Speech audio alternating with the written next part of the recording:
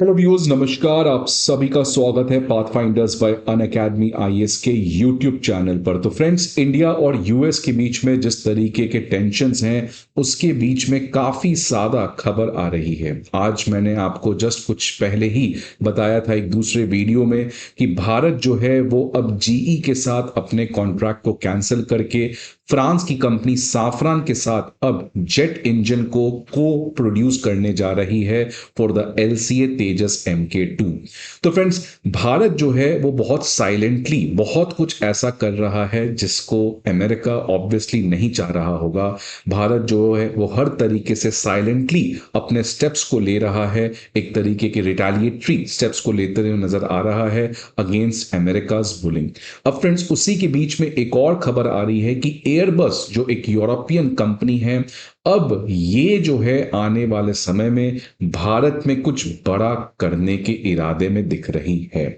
और फ्रेंड्स, ये एयरबस जो है आप सभी को पता है कि एक डोमिनेंट प्लेयर है, एक हेजेमोनिक प्लेयर है फॉर द कमर्शियल एयरक्राफ्ट। और अब तो इनफैक्ट एयरबस जो है वो डिफेंस स्पेस में भी आ रही है, लेकिन इस समय कमर्शियल एयरक्राफ्ट में अगर बोइंग का कोई सबसे बड़ा कॉम्पिटिटर है और जिसके लिए भारत एक सबसे बड़ा मार्केट है, वो है एयरबस। और अब एयरबस जो है वो अपने China plus one diversification strategy के अंदर फाइनली भारत में कुछ ऐसा करने जा रही है जो अभी तक एयरबस ने कभी नहीं किया है।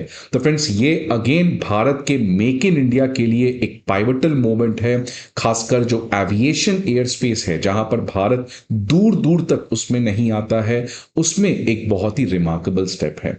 फ्रेंड्स, आज जिस तरीके से भारत जो है तमाम तरीके के अचीवमेंट्स को प्राप्त कर रहा है, क्या आपने कभी इमेजिन किया कि भारत में सबसे पहला सेमीकंडक्टर चिप इस साल बनेगा? आपने देखा भारत सरकार ने अब शिप इंडस्ट्री में कैसे आत्मनिर्भर बना जाए उसके लिए भारत काफी कुछ कर रहा है। 24,000 करोड़ का डिफेंस एक्सपोर्ट हमने लास्ट फाइनेंशियल ईयर में किया, ये कोई रिमार्केबल अचीवमेंट से कम नहीं है। और अब इसी तरीके का एक गेम चेंजिंग मोमेंट यहां पर हमारे एविएशन एयर स्पेस में आ सकता है अगर ये जो एयरबस की मीटिंग भारत में होने जा रही है उसमें कुछ सक्सेसफुल आउटकम निकल कर आता है। तो फ्रेंड्स, मैं आपको थोड़ा सा पहले न्यूज बता देता हूं कि जो यूरोप की सबसे बड़ी एरोस्पेस कंपनी है एयरबस, जिसका हेडक्वार्टर फ्रांस में है, इसका जो बोर्ड है ये पहली बार अभी तक के इतिहास में दिस वीक इसका बोर्ड न्यू दिल्ली में मिलने जा रहा है।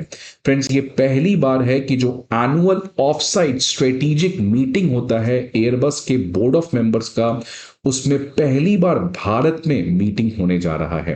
फ्रेंड्स, जनरली ये जो एनुअल मीट है ये हमेशा से यूरोप में होता है या उन कंट्रीज में होता है जहां पे एयरबस का एक बहुत बड़ा मैन्युफैक्चरिंग बेस है। For example, last time Europe के बाहर चाइना में हुआ था 2018 में, क्योंकि चाइना में आपको पता है फ्रेंड्स A320 का जो फैमिली एयरक्राफ्ट है उसका फाइनल असेंबली लाइन चाइना में है। चाइना में एक बहुत बड़ा असेंबलिंग बेस एयरबस का है।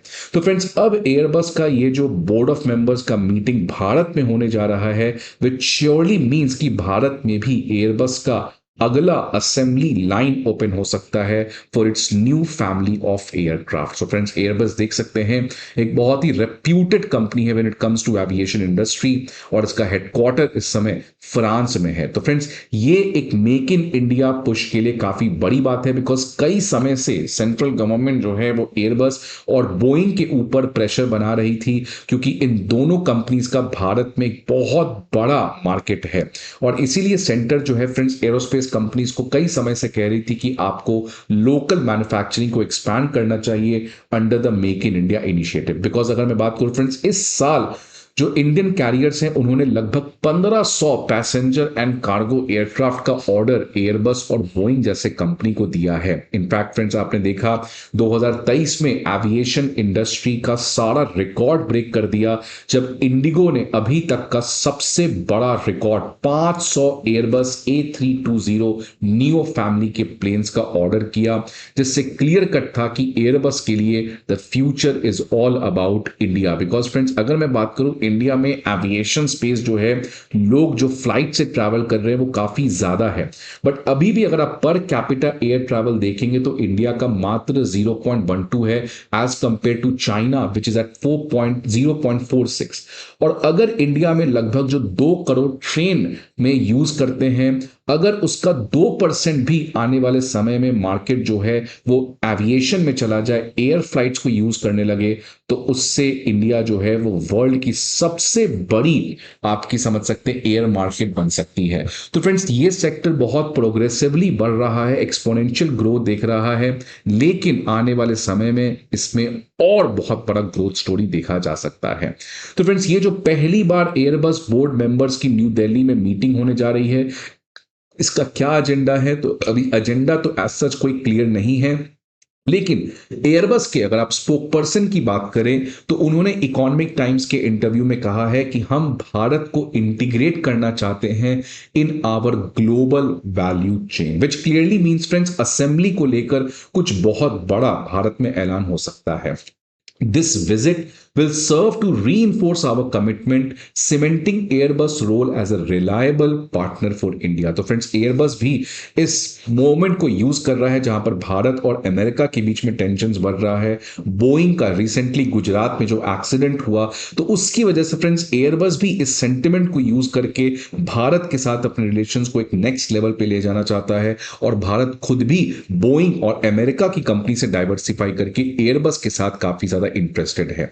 तो इस पर्टिकुलर मीटिंग में फ्रेंड्स, जितने भी प्राइम मिनिस्टर ऑफिस के सीनियर गवर्नमेंट ऑफिशियल्स हैं वो तो इसमें पार्टिसिपेट करेंगे, लेकिन इंडिगो और एयर इंडिया के जो आपके एग्जीक्यूटिव्स हैं वो भी एयरबस के बोर्ड मेंबर्स के साथ मिलेंगे। इनफैक्ट फ्रेंड्स, डायरेक्टर्स जो हैं एयरबस के, वो टाटा एडवांस सिस्टम लिमिटेड जो हैदराबाद में है वहां पे विजिट करेंगे, और साथ ही साथ डायनेमिक टेक्नोलॉजीज इन कर्नाटका, क्योंकि ये दोनों इस समय एयरबस की कंपोनेंट्स इंडस्ट्री की एक बहुत बड़ी सप्लायर है, विच मीन्स फ्रेंड्स एयरबस जो है वो आने वाले समय में, क्योंकि आपको पता है कि टाटा एडवांस के साथ ऑलरेडी एक एयरबस का कॉन्ट्रैक्ट हो चुका है C295 एयरक्राफ्ट के लिए, तो इसीलिए टाटा एडवांस के थ्रू एयरबस जो है वो भारत के मार्केट में अपने आप को एक्सपैंड करने का प्रयास करेगी। तो फ्रेंड्स, इन्हीं तमाम चीजों को आज इस सेशन में और थोड़ा हम लोग बात करेंगे, बट आगे बढ़ने के पहले फ्रेंड्स एक इंपॉर्टेंट इंफॉर्मेशन आप सभी के लिए कि अनअकैडमी आईएएस जो है वो free prelims, mock test, previous year questions और करंट अफेयर मैगजीन्स, ये सभी चीजों के जो पीडीएफ है वो अब आपके सामने लेकर आया है। ये सारे पीडीएफ आपको हमारे दिए गए वीडियो के डिस्क्रिप्शन बॉक्स में प्रोवाइड किया जाएगा फ्रेंड्स।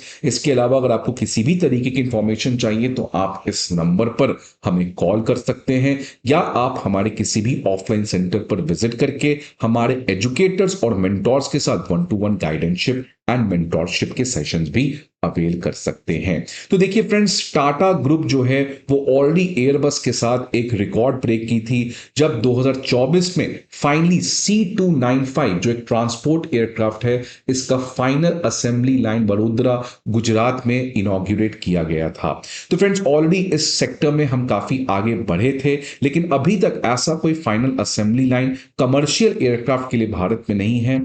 वहां पर यूरोप के बाहर एयरबस जो है वो चाइना में काफी ज्यादा इन्वेस्ट किया है। इनफैक्ट फ्रेंड्स, टाटा और एयरबस की दूसरी कहानी में बताऊं तो इंडिया का पहला प्राइवेट हेलीकॉप्टर असेंबली लाइन भी ये दोनों कंपनी ने कर्नाटका में खोलने का प्रयास किया था, और अभी ये इनफैक्ट इनॉग्रेट हो भी चुका है। तो फ्रेंड्स, जिस तरीके से टाटा और एयरबस के बीच में एक सिंक्रोनाइजेशन बनते हुए नजर आ रहा है, तो इससे एक्सपेक्टेड है कि एयरबस जो है वो टाटा के साथ अगला final assembly line commercial aircraft में भारत में खोल सकती है। तो देख सकते हैं फ्रेंड्स, आज काफी कुछ पॉजिटिव खबर यहां पर आते हुए नजर आ रहा है एविएशन सेक्टर को लेकर। कमर्शियल एयरक्राफ्ट को देख सकते हैं आप, एयरबस का पहला मीटिंग भारत में। दूसरी तरफ एक और न्यूज आपने देखा कि कैसे फ्रांस की कंपनी साफरान के साथ हमने जेट इंजन का अब प्रोबेबली हम डील करने जा रहे हैं। This is again a very silent retaliation against US की कंपनी जीई, क्योंकि वो कई समय से डीले कर रही थी जेट इंजन के टेक्नोलॉजी को ट्रांसफर करने के लिए। फ्रेंड्स, इसके अलावा एक और जस्ट अभी कुछ देर पहले का ही ये डेवलपमेंट है कि भारत सरकार ने HAL को 97 तेजस फाइटर जेट का कॉन्ट्रैक्ट दे दिया है, जो कि लगभग 62,370 करोड़ का एक लैंडमार्क एग्रीमेंट है, जिसकी वजह से अगेन भारत का जो स्क्वाड्रन की स्ट्रेंथ कमी हुई थी उसको भरपाई करने में काफी तेज से मदद मिलेगा। और फ्रेंड्स, आज जिस तरीके से भारत एक नए भारत की तरफ बढ़ रहा है, एक विकसित भारत की तरफ बढ़ रहा है। एंड आज हम लोग we are not talking about production of toys, we are not talking about production of pen, rather आज हम क्रिटिकल चीजों में जिस तरीके से मैन्युफैक्चरिंग बेस को बढ़ा रहे हैं वो काफी रिमार्केबल है। आपने देखा फ्रेंड्स, जस्ट कुछ दिन पहले इसरो ने विक्रम 3201 करके भारत का पहला सेमीकंडक्टर चिप बनाया जो स्पेस इंडस्ट्री में काफी सिग्निफिकेंट रोल प्ले करेगा। सो फ्रेंड्स, लेट्स होप कि जिस तरीके का ये जो रिमार्केबल जर्नी में भारत इस समय आ रहा है, China plus one diversification strategy का फायदा उठा रहा है। ट्रंप के आने की वजह से कुछ शॉर्ट टर्म में हिकअप्स आए हैं, बट एवेंचुअली जैसा चीफ इकोनॉमिक एडवाइजर ने कहा नवंबर तक प्रोबेबली डील एक्सपेक्टेड है। सो लेट्स होप कि वो भी ऑन द ट्रैक हो जाए, विच एनीवेज मींस फ्रेंड्स कि भारत जो है, क्योंकि क्वार्टरली रिजल्ट आपने देखा 7.8% पे आया है, विच मींस फ्रेंड्स भारत इन तमाम केओस में Bharat is a force, Bharat is an example of resilient, stable and successful economy. So friends, I hope आपको ये वीडियो अच्छा लगे। See you again sir the video, till then good bye and take care.